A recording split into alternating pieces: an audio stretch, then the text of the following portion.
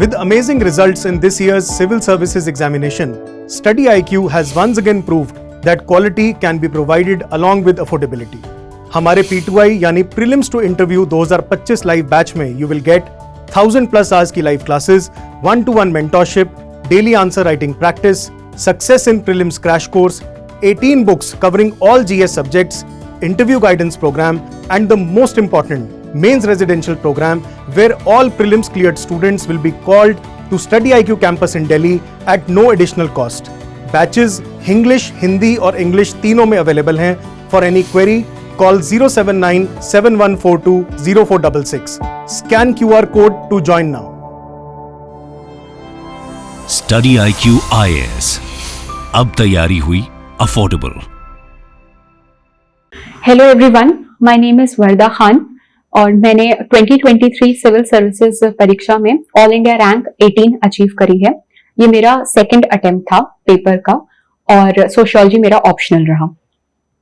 इस वीडियो में मैं अपनी एसे की स्ट्रैटेजी बताना चाहूंगी. ये पहला मेंस था मेरा और मेरा एसे का स्कोर 131 था. Before I go on to the technical part की कैसे मैंने एसे की तैयारी करी, मैं एक बहुत ही पर्सनल एक स्टोरी भी पेंट करूंगी. एक कॉन्ट्रास्टिंग पिक्चर रहा मेरे दोनों अटेम्प्ट्स में कि मेरे फर्स्ट अटेम्प्ट में I was largely isolated. I was preparing on my own कि लेक्चर्स अटेंड करना, खुद से ही नोट्स बनाना, ऑनलाइन रिसोर्सेज रेफर करना और मेरा किसी भी ऐसे मेरे दूसरे फ्रेंड से कांटेक्ट था बट यूपीएससी करने वाले किसी भी इंसान से मेरा आज सच कोई कांटेक्ट नहीं रहा कि जिससे मैं गाइडेंस ले सकूं या रिसोर्सेज शेयर कर सकूं.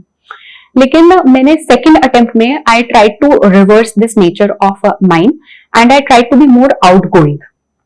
तो सेकंड अटेम्प्ट में ही दोनों ही ऐसे और एथिक्स के लिए मुझे बहुत अच्छे ग्रुप्स मिले. एक मुझे मेंस ओरिएंटेड ग्रुप मिला, स्टडी ग्रुप मिला, जिसमें सबसे पहले हमने एथिक्स से ही पढ़ना स्टार्ट किया और उसी के दौरान मैं अपने नोट्स कंसोलिडेट करती थी और हम लोग कुछ प्रीवियस ईयर क्वेश्चंस डिस्कस करते थे. लेकिन सबसे अच्छा मुझे फायदा ऐसे में मिला इस पीयर ग्रुप का और I would say peer evaluation का. तो फॉर्चुनेटली क्योंकि मेरी तैयारी अच्छी थी, सेकंड अटेम्प्ट में I was confident about prelims और जब मैं पेपर दे करके भी आई तो I was confident of clearing it. So naturally I started preparing for my mains. मैं एक डिस्क्लेमर भी देना चाहूंगी कि for those who are not very confident about writing, I have been associated with editorial board and all in my college days. तो मैं समझती थी कि मेरे अंदर कुछ तो skills हैं writing के. लेकिन for those who find it difficult to, who are not that expressive or who find it difficult to put their ideas into words, it is always advisable that before your cycle begins, मतलब prelims होने से पहले जब आप अपनी mains की तैयारी कर रहे हो तब आप एटलीस्ट 1-2 essays प्रैक्टिस करें या जो भी आपको कोर्सेज एनरोल करना है या किसी भी तरीके का जो आपका ऐसे का स्ट्रैटेजी है वो आप तैयार करें. मैंने ऐसा नहीं किया था. मैंने अपने प्रीलिम्स और मेंस के दौरान ही सबसे पहले मैंने प्रीवियस ईयर टॉपिक्स पे खुद से 1 या 2 एक ऐसे लिखा. तो your first essay will be your worst essay. I think ये Anudeep Durishetty sir 2017 if I am not wrong AIR 1 है वो. तो उन्होंने भी कहा था कि your first answer will be your worst answer but at least एक हेजिटेंसी हम ओवरकम करते हैं लिखने की, specially when we write it in those 1.5 hours में जब हम एक ऐसे लिखते हैं. तो obviously it was not that great और मैंने जो मेरे जो स्टडी ग्रुप्स थे उनसे ही इवैल्यूएट करवाया. तो मुझे एक ही फीडबैक मिला कि तुम्हारे कंटेंट में प्रॉब्लम नहीं है, तुम्हारे स्ट्रक्चरिंग ऑफ एसेज में प्रॉब्लम है कि how you have to put your ideas in an orderly fashion. And this is something that is given in the UPSC notification also, जब वो ऐसे के पेपर के बारे में जहां पे भी लिखा है कि your ideas have to be in an orderly fashion, एक लॉजिकल अरेंजमेंट में आइडियाज होना चाहिए ऐसे का. और कंटेंट के लिए मैं ये कहूंगी कि irrespective of the background you come from, you will not face much difficulty अगर, क्योंकि आपके जो एग्जाम्पल्स आप अपने कंटेंट में देते हैं वो आपके जीएस नॉलेज से आते हैं. आप अपनी हिस्ट्री की नॉलेज, इंटरनेशनल रिलेशंस की नॉलेज या आपका करंट अफेयर्स जो भी चल रहा है अराउंड द वर्ल्ड वो आप यूज करते हैं as examples to substantiate your arguments in the essay. So you don't have to worry much about the content but you have to worry about how you arrange those ideas and that content. तो इस better structuring के लिए मैंने एक essay का crash course join किया. It is run by Jawad Kazi sir and it lasted for about a week or 10 days. I am not able to recall, but it lasted for only a few days, जिसमें अच्छे काफी 4 at least 4 hours की रोज lecture होता था. So what we were made to do is that he used to pick up a previous year question topic only. जो previous essay के topics UPSC ने पूछे हैं वो वही उठाते थे, so that we become adept in interpreting the philosophical topics asked by UPSC these days. Then he used to make us do certain exercises कि वो हमसे कहते थे कि इस टॉपिक को डिसएग्रीगेट करो, इसमें कोई 2 कीवर्ड्स होंगे, and try to establish a relation between both. जैसे अभी एक मुझे एग्जांपल याद पड़ता है, one of the first essays that I might have practised during his classes was the ये प्रीवियस ईयर टॉपिक ही है, a ship in the harbour is safe but that is not what a ship is for. तो वो हमसे कहते थे कि मतलब you have to understand the metaphorical meaning कि यहाँ पे शिप क्या है, वो आपके इंडिविजुअल से भी आप रिलेट कर सकते हैं. हार्बर क्या है, आपका सेफ्टी, आपका सेफ स्पेस है, कोकून है जिससे आप बाहर नहीं निकलना चाहते और आप अपनी पोटेंशियलिटीज को डिस्कवर नहीं करना चाहते, एक्सपैंड नहीं करना चाहते अपनी लर्निंग्स को. तो वो हमसे he used to ask us to brainstorm that what you are understanding from the topic, disaggregate the topic, understand the keywords and relate it to other things. तो इस तरीके से उन्होंने काफी हमें एक्सरसाइजेस करवाई प्रीवियस ईयर क्वेश्चन के ही topics लेकर के. और जो भी मैंने नोट्स बनाए उन लेक्चर्स के दौरान कि कैसे मुझे अरेंज करना है अपने आइडियाज को, और इन सब जो मेरे नोट्स थे और लर्निंग्स रही उस क्रैश कोर्स से, उससे मैंने अपनी यूनिक स्ट्रैटेजी या अप्रोच बनाया. तो इससे एक की टेक अवे ये भी है कि इररिस्पेक्टिव ऑफ द पेपर, चाहे एसे का हो, जीएस का हो या ऑप्शनल का पेपर हो, जब भी हम टॉपर की स्ट्रैटेजी वीडियोस देखते हैं, मैं भी रेफर करती थी when I was an aspirant, या उनकी कॉपीज देखते हैं, तो हमें चेरी पिक करने चाहिए अच्छे पॉइंट्स जो हमें लगता हो कि डिफरेंट हैं या मतलब यूनिक है, and which are coming out as creative और which are hitting the demand of the question. और ऐसे कुछ पॉइंट्स जो हैं उठा करके कंबाइन करके हम अपनी एक यूनिक स्ट्रैटेजी या अप्रोच बना सकते हैं. तो इसी तरीके से मैंने अपनी ऐसे की एक स्ट्रैटेजी ये बनाई कि I will try to open the essay topic with an anecdote या कोई फ्रेज या पोएम अगर मुझे याद आता है. मैंने अपने टेलीग्राम चैनल पे भी अपनी जो ऐसे मैंने लास्ट एग्जाम से पहले जो लास्ट ऐसे अटेम्प्ट किया था वो मैंने एग्जाम लाइक कंडीशन में सिमुलेटेड एनवायरनमेंट में ही अटेम्प्ट किया था, 3 घंटे में 2 एसेज लिखना. और उससे पहले भी मैं जो एसेज लिखती थी वो 1.5 घंटे में एक ऐसे मैं लिखती थी, जिसमें 15 minute I used to give to myself for brainstorming and preparing a rough framework at the end of your question cum answer booklet, जो आपकी क्यू कैब होती है. तो उसके एंड में रफ शीट्स होते हैं, there I prepare a skeletal framework, और फिर मैं 1.25 घंटे में 1 hour 15 minutes में ऐसे लिखती थी. तो आई थिंक सबसे ज्यादा जरूरी है वो 15 मिनट जब आप एक रफ फ्रेमवर्क बनाते हैं, सो दैट इट्स इजियर. जो ब्रॉड चीजें हैं वो हमारे दिमाग में क्लियर रहती हैं, हम बार पीछे रिफर कर सकते हैं कि अच्छा अब ये इंट्रोडक्शन के बाद मुझे ये यूज करना है, फिर ये यूज करना है. So my unique approach that I was talking about, that I always try to open my essay with an anecdote या कोई भी phrase. I don't really suggest कि हम एक कोटेशन से ऐसे को ओपन करें, क्योंकि यूजुअली जो ऐसे टॉपिक्स होते हैं दे आर अ फ्रेज और अ कोट इन देमसेल्व्स. तो आइदर विद एन एनेक्डोट और अ फ्रेज जैसे और इसीलिए मैंने एक लिस्ट ऑफ एनेक्डोट्स बना लिए थे. मेरे पास अभी भी मेरे ऐसे के नोट्स हैं, they are not very clean but I can suggest you certain things which you can replicate. कुछ बहुत कॉमन एनेक्डोट्स हैं जो सब लोग यूज करते हैं. Although I'm not a very big cricket fan, but I had seen many copies of people कि कैसे मे बी वो फेमस जो तेंदुलकर की सेंचुरी रही होगी वो एक इवेंट को डिस्क्राइब करते हैं, और maybe Dhoni's stellar performance in a particular match that might have led us to win a cup. तो वो उस एनेक्डोट से स्टार्ट करते हैं टू शो डिफरेंट क्वालिटीज या वर्च्यूज कि कैसे you finish it off in style और यू डोंट लूज होप. तो मैंने भी अपना लिस्ट ऑफ एनेक्डोट्स बना लिए थे. तो एक तो हमारा फेमस एनेक्डोट होता है कि, और ये हम एंशिएंट हिस्ट्री में भी पढ़ते हैं, और एनेक्डोट्स भी आपके जीएस नॉलेज से ही आएंगे, you don't have to hunt much for it. तो एक तो ये होता है कि बुद्धा's departure, how Prince Siddhartha became Buddha. तो he was initially a prince belong to a kingdom living a comfortable life, but then he came across the sight of 4 people, a dead man, an old man, an ascetic and a sick man, and how he tried to ponder over life and the cause for misery. and this is how he decided to leave मतलब the luxuries of life और एक penance की life जिया उन्होंने और enlightenment attain किया। तो इससे बहुत सारी वर्च्यूज हमें सीखने को मिलती हैं। और मुझे याद पड़ता है कि मेरा एक ऐसे मैंने लिखा था कि that was something along the lines की जो लस्ट फॉर कंफर्ट होता है it should not extinguish the passion of your soul. तो उसको मैंने इंट्रोड्यूस करने के लिए इस एनेक्डोट का इस्तेमाल किया।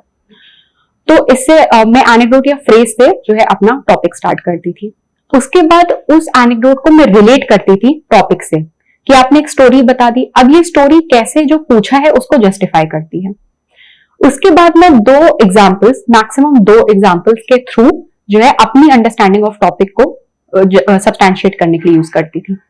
Then I used to give a thesis statement. So ये जो मेरे steps थे, these are largely borrowed from my learnings during the crash course of Jawad Kazi sir. So he used to say कि thesis statement जो होता है वो दिखाता है कि आपकी अपनी understanding, अपने words में क्या है कि आपने topic को क्या समझा है। कि like I said, a ship in the harbor is safe, but that is not what a ship is for. So I interpret it as कि although we are all safe at home in our comfort zone and we don't have to face challenges, adversities, मतलब हमें head on लेने की जरूरत नहीं है, हमें हमेशा safe play करना चाहिए। But अगर हम इतना safe play करेंगे so maybe we will not able to uncover our hidden qualities like perseverance, bravery, courage। तो ये सब हम कभी unearth नहीं कर पाएंगे, हम अपना true potential नहीं realize कर पाएंगे। तो ये मेरी अंडरस्टैंडिंग है, आपकी कोई और हो सकती है, किसी की भी। I mean, the best part about philosophical essays is that they are very creative, they are open to wider interpretation. So your thesis statement puts into words your understanding of the topic. I'm sorry, I just मतलब मैंने एक चीज वो कर दी कि आपका हाँ, जब एनेक्डोट को रिलेट किया टॉपिक से, फिर आप थीसिस स्टेटमेंट देते हैं, फिर दो एग्जांपल्स मैं देती थी। मैंने पहले गलत बोल दिया कि वो एग्जांपल्स पहले देते थे, तो एग्जांपल्स आप थीसिस स्टेटमेंट के बाद देते हैं टू सब्सटैंशिएट और योर थीसिस स्टेटमेंट। फिर मैं कनेक्टिंग पैरा, मतलब ये मैंने खुद की टर्मिनोलॉजी इन्वेंट करी थी कि कनेक्टिंग पैरा वो एक देता है कि further in this essay we will talk about this, then this and finally we'll conclude by giving this wisdom. तो वो एक टर्न ऑफ इवेंट्स आगे क्या आने वाला है उसका एक ब्रीफ इंट्रोडक्शन, तो उसको मैं कनेक्टिंग पैरा बोलती थी।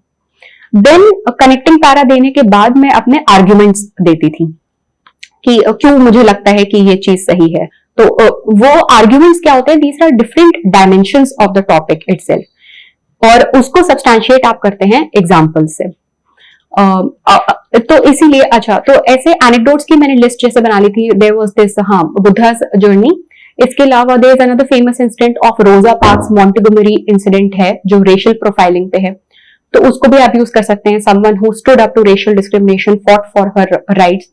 और ऐसे ही नेल्सन मंडेला का ट्रूथ एंड रिकंसिलिएशन है, and it was after the end of the apartheid regime.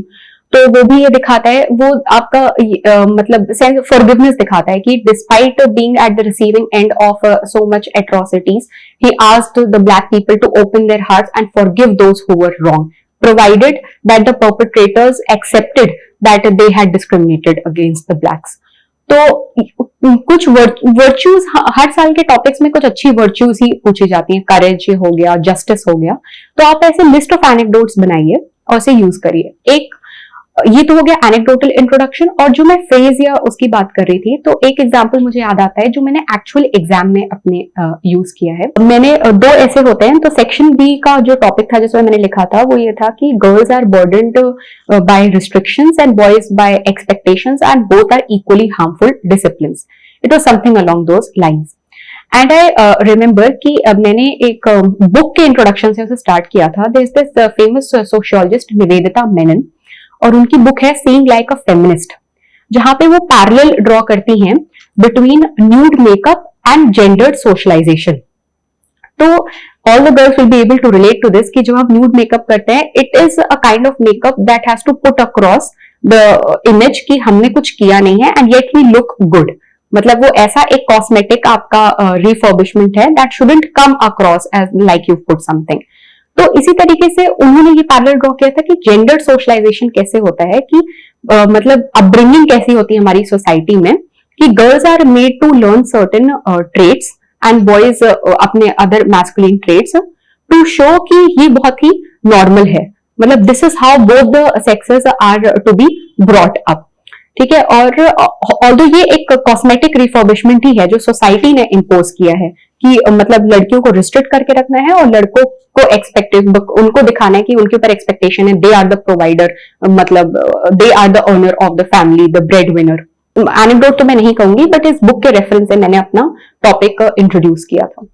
तो इस तरीके के आप कुछ इंसिडेंट लिस्ट करिए। एक और एनेक्डोट जो मुझे याद आता है, मैंने अपने नोट्स में ही लिखा था कि कहीं पे भी इसकी बात होगी तो एक आपका अरब स्प्रिंग का जो फ्रिक्शन पॉइंट है, when a vegetable seller in Tunisia set himself ablaze after being tormented by the corrupt administration and police of the country, तो वो that spread into wild fire, वो अरब स्प्रिंग आया और फिर जो भी करप्ट रिजीम्स थे आपके वेस्ट एशिया मिडिल ईस्ट के, so they were being threatened by people and people took to streets। तो ये भी मैंने एक एनेक्डोट अपने लिस्ट में इंक्लूड कर लिया था। तो ये मैंने इस तरीके से नोट्स बनाए थे। बाकी जो मैं अपना स्ट्रक्चर बता रही थी कि हाँ, फिर मैंने अपने कनेक्टिंग पैरा के बाद आर्ग्यूमेंट्स दिए, उनको सब्सटैंशिएट किया एग्जाम्पल्स से। एग्जाम्पल्स आपके जीएस नॉलेज से आते हैं, आपकी वर्ल्ड हिस्ट्री से आते हैं, इन्वायरमेंट से भी आ सकते हैं एग्जाम्पल्स, इकोनॉमी से मैंने काफी एग्जाम्पल्स यूज किए हैं, डेवलपमेंट इकोनॉमिक्स वगैरह से, कि कैसे आपका कैपेबिलिटी मॉडल डिफर करता है, आपका सोशलिस्टिक मॉडल डिफर करता है कैपिटलिस्टिक उससे। तो ये that can be taken care of by your GS knowledge.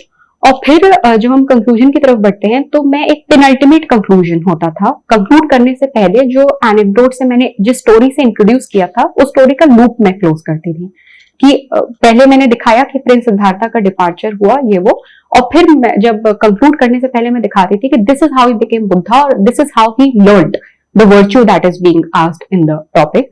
और फिर मैं लास्ट अपना कंक्लूजन देती थी जहां पे मैं एनकैप्सुलेट करती थी या समराइज करती थी जो भी लर्निंग्स रही हैं एसेज में। और इनफैक्ट सर जो मैंने क्रैश कोर्स ज्वाइन किया था, Jawad sir also used to say कि आप ऐसे भी कंक्लूड कर सकते हैं कि एक कॉन्टेक्सचुअल वो दे दें कि दुनिया में अभी ये प्रॉब्लम्स या कॉन्फ्लिक्ट्स हैं जो कि इस ऐसे की इन लर्निंग से हम वो कर सकते हैं, उनको टैकल कर सकते हैं। तो एक फ्यूचरिस्टिक सा आइडियलिस्टिक सा कंक्लूजन भी दिया जा सकता है। In fact philosophical theories I would say, GS की नॉलेज आपकी बाकी सब्जेक्ट ठीक है, आप अपनी एथिक्स की नॉलेज को बहुत ज्यादा यूज कर सकते हैं अपने एसेज में। आई स्टिल रिमेंबर कि अपने एसेज में मैंने, क्योंकि सोक्रेटिस मुझे बहुत ही इंटरेस्टिंग थिंकर लगते थे एथिक्स में, तो उनकी जो कही हुई बातें हैं मैंने बहुत जगह यूज करी है। इसके अलावा एक ऐसे में एक और अच्छी चीज है कि बहुत बार हम अपने प्रीवियस ईयर टॉपिक्स, भले हमें ऐसे याद हो या मे बी हमने उस पर ऐसे लिखा हो, तो जो प्रीवियस ईयर टॉपिक्स है उनको कोट्स की तरह यूज कर सकते हैं ऐसे के बीच में। ये मैं आपको एग्जांपल देके बताती हूँ। In fact I used it in this years paper only. मेरा जो ऐसे में जो सेक्शन ए था, जो पहला ऐसे मैंने लिखा था, तो the topic was visionary thinking lies at the crossroads of intuition and logic. It was something along those lines. और उसमें मैंने एक प्रीवियस ईयर का टॉपिक यूज किया था, एक आर्ग्यूमेंट देकर के कि history is a series of victories one by the scientific man over romantic man. तो ये प्रीवियस ईयर टॉपिक को मैंने कोट की तरह अपने ऐसे के बीच में यूज किया था। तो इस वजह से भी जो प्रीवियस ईयर ऐसे के टॉपिक्स हैं आप उनको भी लिख सकते हैं कोटेशंस की तरह कि इसको मैं कहीं बीच में यूज कर लूंगा या कर लूंगी।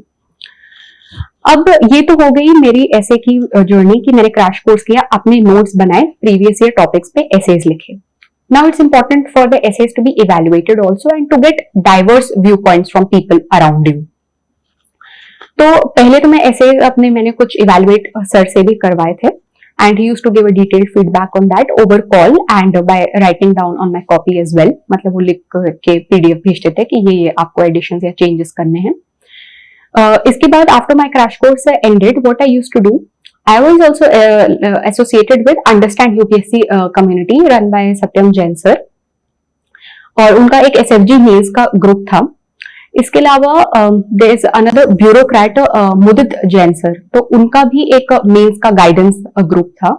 तो ऐसे 2-3 ग्रुप्स ऑफ कम्युनिटीज का मैं पार्ट थी and these are communities of aspirants only.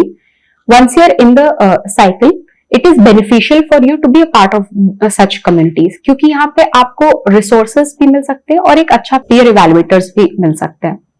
तो यही एक डिफरेंस भी था मेरे पहले अटेम्प्ट से कि जब मैं बहुत आइसोलेटेड थी तो अगर तब मुझे मेंस लिखने का मौका मिलता, because I hardly new few people, तो अगर मैं लिखती भी तो मैं किससे इवेलुएट कराती, या मुझे ये नहीं समझ में आता कि लोग किस तरीके से एसेज लिखते हैं, या मेरा कंपटीशन कैसे लोगों के अगेंस्ट है।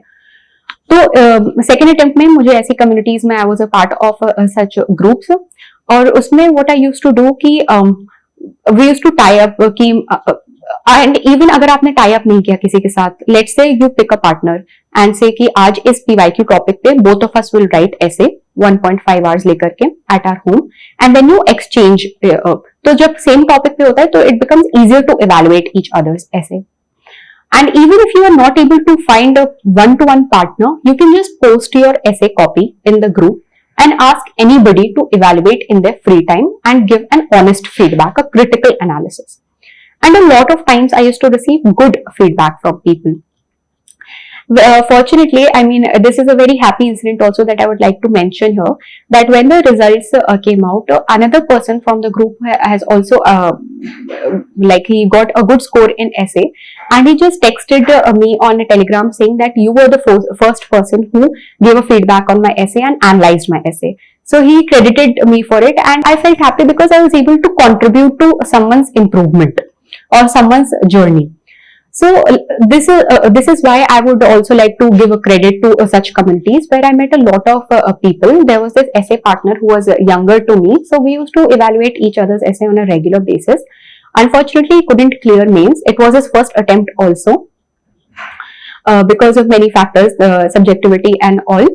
But he used to write well, and we used to evaluate each other's essay on mutual basis and give an honest and a detailed feedback for the same. तो इस तरीके से मैं समझती हूँ कि इन कम्युनिटीज का, ऑनलाइन रिसोर्सेज का, क्रैश कोर्सेज का आप अच्छे से यूज कर सकते हैं अपने ऐसे स्ट्रैटेजी को रिफाइन करने के लिए। लास्टली मैं ये कहूंगी कि लाइक आई सेड कि जैसे मेंस के लिए simulation is very necessary, it is equally important for ऐसे एज वेल, कि आप एग्जाम लाइक कंडीशंस में चाहे घर में या इंस्टीट्यूट जाकर के 3 घंटे में 2 एसेज लिखिए, so that you know कि कितना टाइम लगता है ब्रेनस्टॉर्म करके एक फ्रेमवर्क प्रिपेयर करने में और एक्चुअल ऐसे लिखने में, एंड इंडेंटेशन कैसे करना है, व्हाट टू अंडरलाइन, कैसे टाइटल देना है, पैराग्राफ स्पेसिंग करनी है. So all of this can be practiced when you are doing it in a simulated environment. Thank you for watching me on DKT Strategy.